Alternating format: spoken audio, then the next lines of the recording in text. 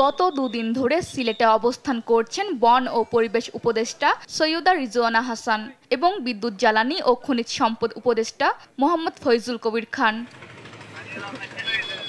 শনিবার সকালে ৫ আগস্ট পরবর্তী সময়ে জাফলংয়ের বিভিন্ন স্থান থেকে লুট হওয়া বালু ও পাথর এলাকা পরিদর্শন করেন দুই উপদেষ্টা। এ সময় সাংবাদিকদের প্রশ্নের জবাবে বন ও পরিবেশ উপদেষ্টা জানান, পরিবেশ রক্ষায় সিলেটে কোনো পাথর কোয়ারি আর লিজ দেবে না সরকার। শ্রমিকদের জন্য প্রয়োজনীয় বিকল্প কর্মসংস্থানের ব্যবস্থা করা হবে। অবৈধভাবে যে পাথর উত্তোলন হয় সেটা বন্ধের জন্য নিশ্চয়ই জ্বালানি মন্ত্রণালয় থেকে উপদেষ্টা মহোদয় বলবে।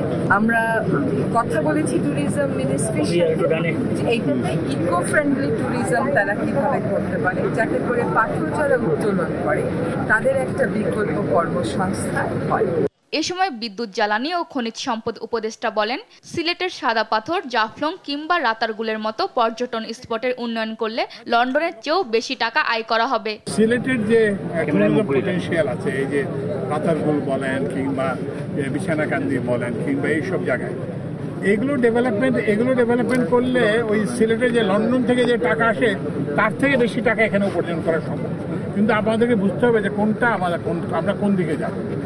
এদিকে পাথর কোয়ারি খুলে দেওয়া হবে না, বন ও পরিবেশ উপদেষ্টার এমন বক্তব্য ছড়িয়ে পড়লে সিলেট তামাবিল সড়কের জাফলং বল্লাঘাট এলাকায় অবস্থান নেয় শত শত পাথর শ্রমিক। তারা দুই উপদেষ্টার গাড়ি আটকিয়ে স্লোগান দিতে থাকে। প্রায় ১৫ মিনিট বিক্ষোভে আটকে পড়েন দুই উপদেষ্টা।